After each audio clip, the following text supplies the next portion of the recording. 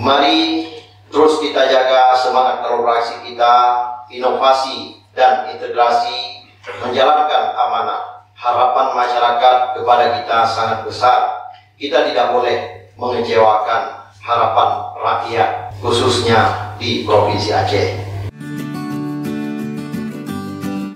High Level Meeting Tim Pengendalian Inflasi Daerah dan Tim Percepatan dan Perluasan Digitalisasi Daerah Aceh merupakan bentuk komitmen Bupati dan Wali Kota se-Aceh pada upaya pengendalian inflasi dan percepatan digitalisasi daerah.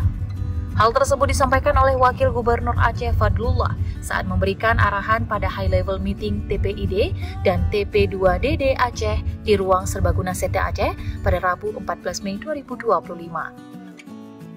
Devan menjelaskan ketersediaan pasokan, kelancaran distribusi, keterjangkauan harga, serta komunikasi yang efektif dengan masyarakat adalah pilar-pilar utama yang perlu dijaga bersama.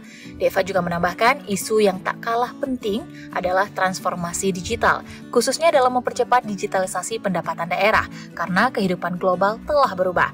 Melalui pendekatan digital, kita bisa meningkatkan efisiensi, akurasi, serta membangun tata kelola yang lebih transparan dan juga akuntabel. Sebagai panduan bersama, pada kesempatan tersebut Wagub kembali menegaskan beberapa poin penting sebagai arah kebijakan di masa mendatang, yaitu membangun dan memperkuat basis data neraca pangan Aceh yang akurat dan juga sebagai dasar kebijakan pengendalian inflasi.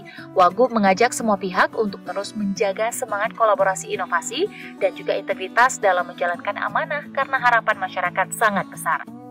Wagub juga menjelaskan kita tidak boleh mengecewakan harapan itu. Pertemuan strategis hari ini dapat melahirkan kesepakatan dan juga komitmen konkret yang memperkuat daya tahan ekonomi daerah dan mendorong tata kelola keuangan yang lebih baik dan juga berkelanjutan.